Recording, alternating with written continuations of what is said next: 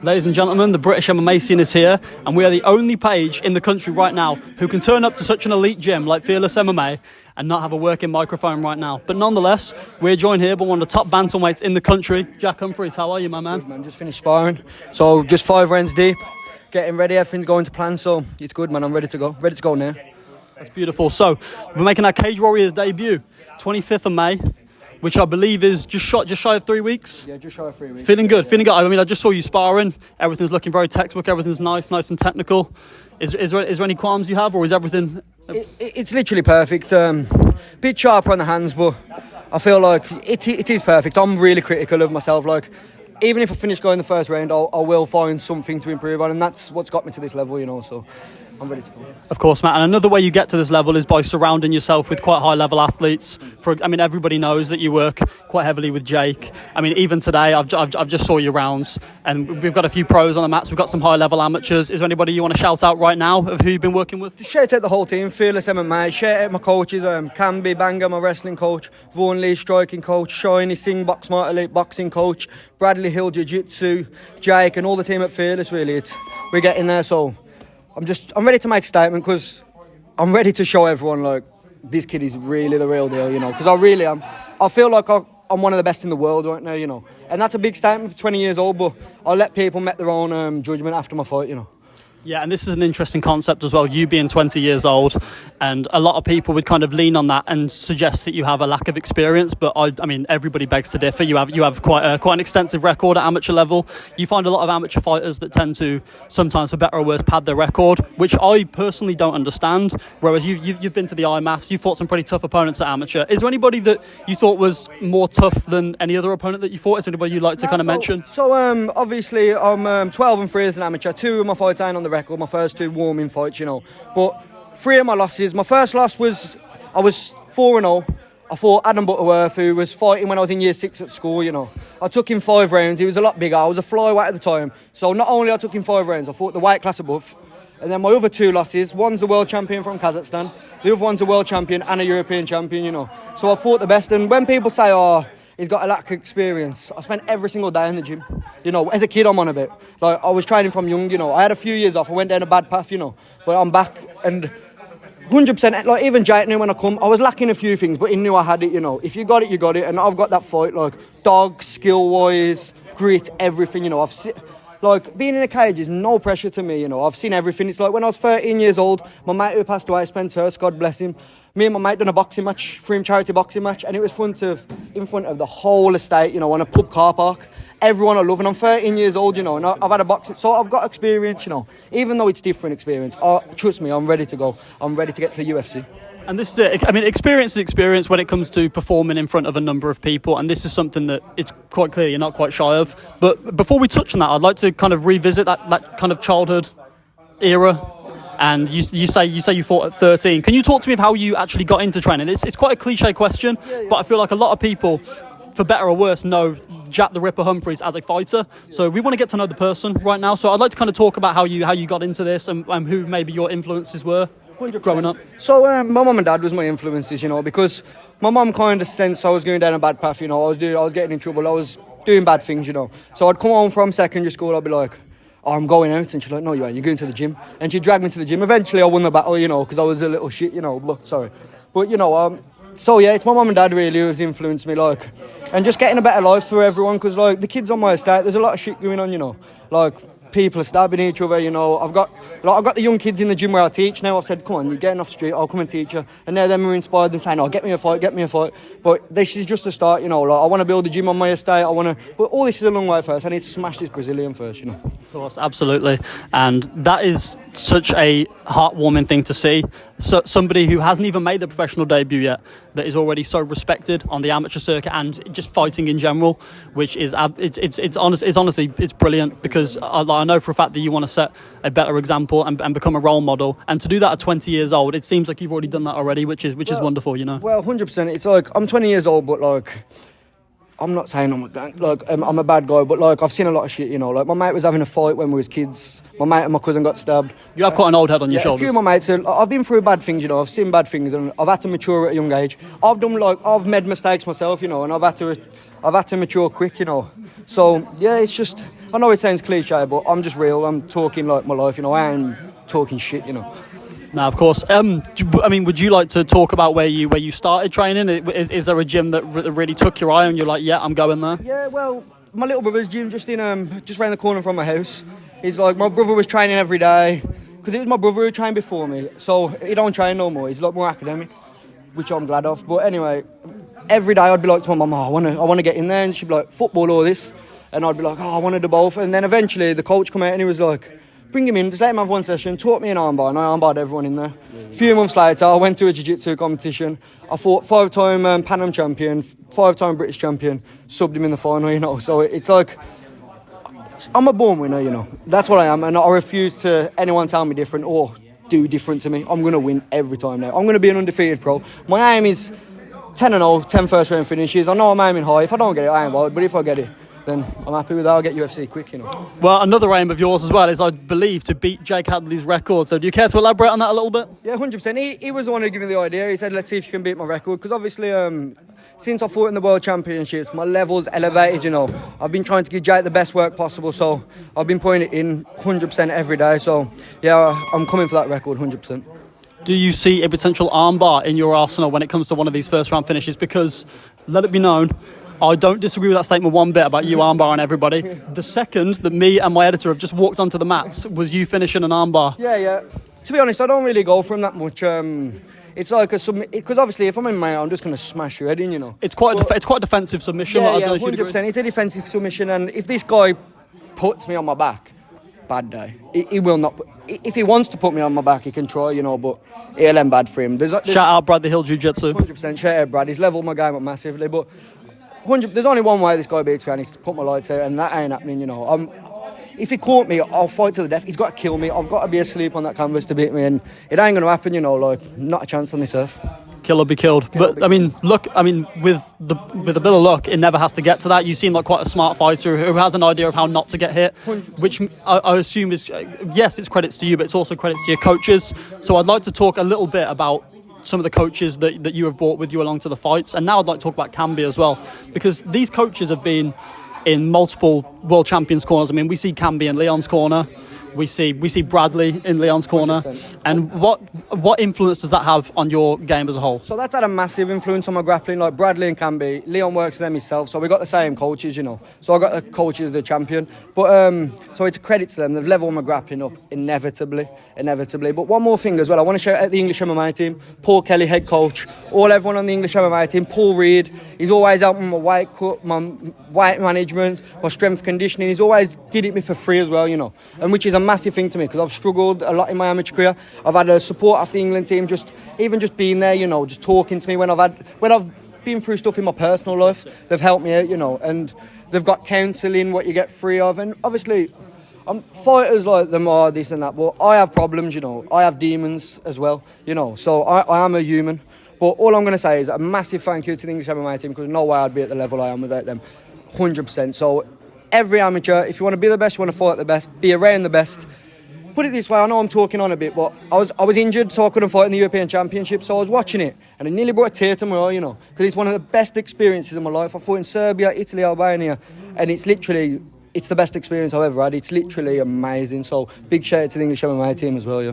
Yeah, and that's another tremendous statement in and of itself, because this is an even bigger example to the kids that think that they might not be able to make it because of their finances, their resources. But if you do get yourself into a position where you surround yourself with the best, sometimes the finances don't matter. We have a wonderful team at English MMA, as you said, that have managed to help you out. And I say this tongue-in-cheek, fighters specifically, we are some of the most stubborn people on the planet, because there's a reputation that fighters have to uphold, and there's a lot of things that the casual viewer doesn't see.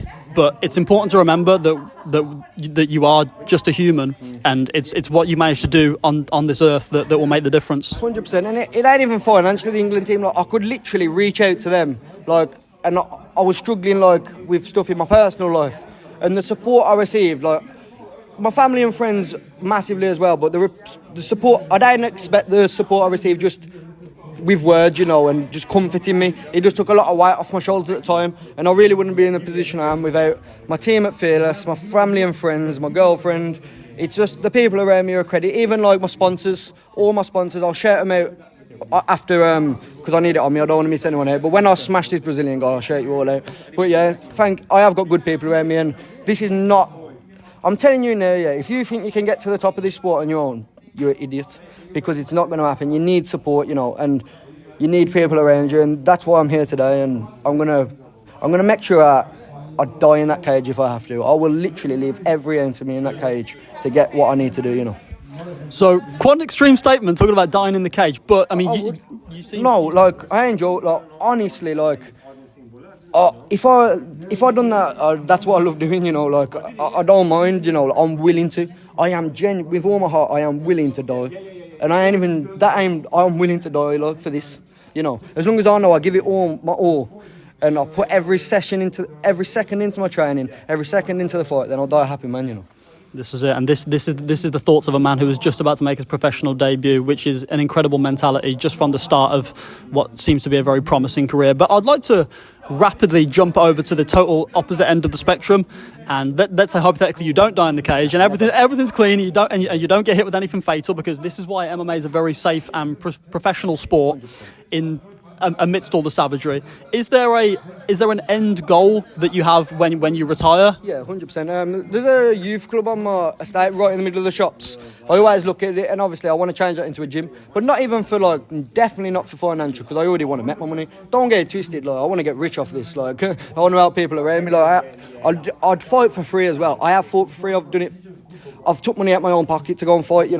But I want to make that into a gym, and I want to give back to the kids on the estate. Also, it's going to sound quite selfish, but to keep myself sane, because the type of person I am, I need to be around it. Put it this way, I'll have a camp, and everything in my life, nothing matters in my life but getting this win right now, nothing. But then what happens is I get the win, I'm like, shit, what do I do now, and it's a horrible feeling, it can catch you off guard, and you can slip up, it's like boom, boom, boom, boom. So I'm getting used to that now, so I've changed it. So after this, like I say, I'm an athlete, I'm professional, I'm going to have a week's break, and I'm just going to get straight back in helping the guys for their fight, because I just want to keep the momentum going until I retire, That's brilliant. And with your amateur career coming to a close now, is there any advice that you would give to some of the other amateurs you have, so like Micah, like Josh? Is there anything that you'd say to them? 100%. I'd obviously say get to the IMAS, that is the main thing, but also as well, express yourself in the cage, because it don't matter, just express yourself, it don't matter if you lose. That's be smart, obviously, because it's a dangerous sport, and like you say about being smart, it's a credit to Jake, because he's a smart fighter. He will ride your back if he has to, and we're going to see him dominate Charles Johnson.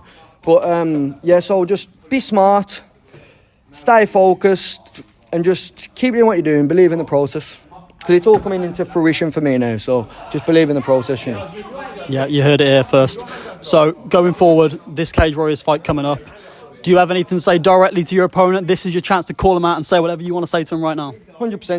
DeSantos, I'm going to leave you in the canvas, I'm going to finish her. And I know you're coming from Brazil, you're probably fighting for your family as well, but me against you, mate, and no one taking it. You have to bring King Kong to take this, bro. Yeah, you heard it there first. It's you versus him, and it's a very gladiatorial sense, but this is the kind of mentality that you have to be aware of when getting into there. And 100%, and like you say, he's coming from the Brazilian favelas, I know he's coming to take my head, but I don't care, come, you'll get put to sleep. Submission, TKO, KO, I'm an all-round MMA fighter, so if he's in here expecting a grappling match, he's wrong. If he's here expecting a striking match, he's wrong. I'm going to mix martial arts. I'm the superior mixed martial artist, So DeSantos, get ready, brother. Yeah, and with that, what would you say sets you different from any other bantamweight on the Cage Warriors roster right now? Mentality and just grit and determination, I'll make sure I got everything perfect. I'm 9 out of 10 everywhere. I'll never be 10 out of 10, but I'm 9 out of 10 everywhere, Jack of all trades. Jack of all trades, 100%, and that's what I aim to be, If one thing's slacking, I'll make the other thing improve, so I'm improving every day, so you can watch my last fight, but it'll never be the same. If you watch this fight, it might be the best performance in the world, but then it ain't going to be the same as the next one. So that's what people need to realise with me. My goal is to be the greatest MMA fighter ever, and that is my goal, and it is a big statement, but I believe skill-wise I can do it, and I believe I'm gifted, so I got it. Yeah, and it's interesting because to go back to how you talk about mixing up the martial arts, which is essentially what this sport is all about. You said about Jake not being afraid to ride someone's back for the foreseeable. And how was doing your grappling rounds with Jake, how beneficial has that been for you? Because I was told that after his win on Contender Series, Dana actually asked where Jake was doing his jiu-jitsu. And so people are clearly mesmerised by what we've got going on in here in the UK. I mean, the myth before Leon, before Jake, before they start showing this tremendous wrestling and jiu-jitsu is, you have to go to America, you have to do this here. Do you plan on staying in England? 100%. Obviously, you don't know what opportunities will come, if a good opportunity comes financially, I'll do something, like Fight Academy, whatever, But, I want to win the UFC back from the UK, 100% like Leon. It's like no disrespect to Michael Bisping, he was the first UFC champ, but he was training out in America, Leon's done it from Renegade, so it's Leon's the first person to do it out of England, Do you go to Renegade often, or is it just here? And I believe you have another gym as well that you guys train at. Is it Ultimate Fitness? Oh yeah, that's just the same as Fearless, so it's like the weight gym, it's just Fearless cross to another gym. Yeah, I'll pop down Renegade sometimes for a cage work and stuff if there's a few low numbers, but it's mostly at Fearless, Yeah, that's brilliant. And I feel like you have an adequate amount of teammates here. So another one that goes quite under the radar is Vaughan Lee. And for people who don't know Vaughan Lee's a UFC veteran in his own right, and he's someone who just goes, he goes straight over their head with Vaughan. And what's his influence? So Vaughan's influence, I wouldn't be sitting here right now without Vaughan, and that's a fact. I owe a lot to Vaughan. It's like I was training, and one of Vaughan's mates was like, I got this kid, he's good. So I was sparring Vaughan a lot, he was helping me out, and then Jake was in his camp for Alan Nascimento, and Vaughan was like, come on, we'll go up Fearless. So I got put in the cage with Jake. 5-minute rounds, I was like, bang, I'm getting my head punched in, but Jake, the next day, sent me the whole timetable. I was a plumber, I'm a fully qualified plumber, because my dad owns a bathroom company. I was fitting bathrooms with my dad, just a little company. And I phoned my dad, I was like, Dad, because when Jake got into the UFC, I was like, Dad, look, someone from Birmingham's got in the UFC and was buzzing. And I phoned my dad, and my dad was like, yeah, go on, I'll let you do it, I'll support you till you're 21. I had a chat with him, He took me to the Four Nations, I'll breeze through that, and then I'm sitting here making my cage warriors debut, Well, you're 20 now. How old were you when you had that first round with Jake? And can you briefly revise how you felt when you were sparring him, knowing full well that he was very established on the cage warrior scene, he was a champion, and then he was getting ready to fight in Contender Series, and then that fight against Nascimento as well. Can you just water me and just tell me how you felt and your emotions when you were sparring him? So I got dropped with a body shot, and was it the body shot that dropped Malcolm Gordon by any chance? Because that it was shot, similar. It was a money shot. Yeah, that I'm convinced that shot can put featherweights, lightweights down. 100%. If you hear it on the camera, it's like every time he landed the shot. But funny enough, I was sparring, and I looked at the clock, and I was like, 2 minutes 30. I was like, that's been longer than 30 seconds because I'm used to 3-minute rounds. And then I was like, oh yeah, 5-minute round. And then he started putting the pressure on me, landing his big body kicks and stuff. But obviously, he wasn't trying to knock me out, He was just being reasonable. Body shots is a fair game, But like I say, credit to Jake, credit to Vaughan, credit to all my coaches, Paul Kelly, everyone. Paul Kelly's the head England MMA coach. He's out there in America with Jake. And a credit to Paul because he's really passionate about the England team. He's given up his own time, his own money, and he loves it, you don't get many guys like that in the sport, So a credit to Paul, a credit Paul Kelly, a credit to Paul Reed. Dan Hardy, I think, is a part of it. Mark Goddard, so... But yeah, Paul Reed and Paul Kelly really put it in. You got Dana, a lot of the board members, everyone knows, but yeah, it's a credit to them. You can tell that these guys, when they do set their mind to something, that it tends to come to fruition quite easily. When the English MMA organisation was set up, the ascension was very fast, and they looked at some unbelievable talent with some great potential like yourself, and it seems to have blossomed very quickly. So it's very nice for you to shout those out as well. And I don't know if you've done many 5-round, as in 5-minute rounds, but have you found that the transition from 3-minute rounds to 5-minute rounds? Way more. A 5-minute round suit me way more because if you look at all my fights in the IMAF, every time I'd finish in a fight finishing position, like on someone's back, in a ground and pound situation, so it suits me way more. And pace also, when I was preparing for the 3 minutes, I was sparring 5 because I was helping Jake and stuff, so I'd be fighting 3 minutes, and it's different, it's a different pace, but I feel like it suits me a lot more. I can get my timing, I can get everything, and then I can finish fights in the first round. Yeah, and this is quite a loaded question. Is there something specific about mixed martial arts that you think you are better at than anything else, or do you genuinely consider yourself a jack of all trades? Is there something that you would pinpoint and be like, okay, this is going to be my game plan? For example, is it going to be the wrestling? Is it going to be the striking? Is it going to be the boxing, the kickboxing? Nah, it's just MMA, man. I am going to I'll MMA every person I fight. Obviously, I adjust to styles, you know. Like, you have to adjust to styles, but that's part of MMA. So, yeah, I'm just...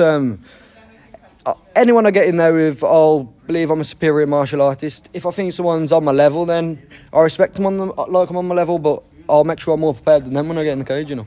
Of course, yeah, and styles absolutely make fights. So is there anything of your game plan that you'd like to give away to the Santos, or? Well, I think he already knows what's coming, you know, but it's going to be less than 120 seconds. It might be on the dot, you know, because I've got this number in my head, 120 seconds. I keep saying it to everyone, and I speak it into fruition, but yeah, I feel like I'll finish him inside 120 seconds. If he rushes me,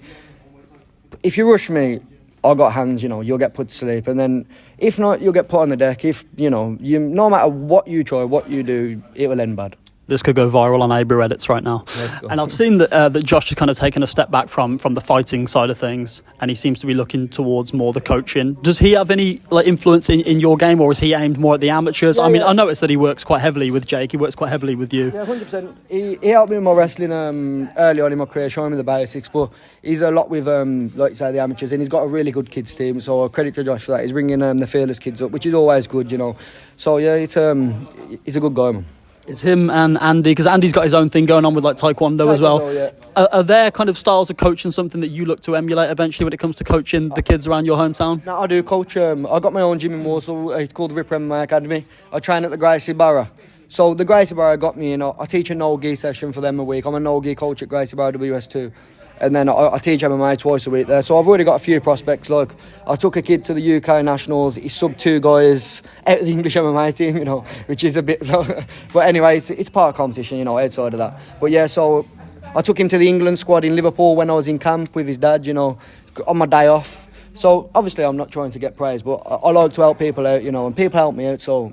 it comes around, goes around, you know. Yeah, and with that, I think an element of praise is deserved, because on top of that, people don't seem to understand that the change in emotion that it takes. So when you're here, everything's very intense. I mean, 5 minutes ago, you told me you're literally ready to die in the cage, but obviously you can't carry that mentality when you're working with the future of MMA. So how do you find that shift in kind of aggression? You have to come down, you have to be a little bit more concentrated. Do you find that easy, or? Well, to be honest, I kind of keep the intensity on my kids. I just get them prepared mentally, you know, I'm not saying I'm fully invested in the kids because I'm a fighter, you know.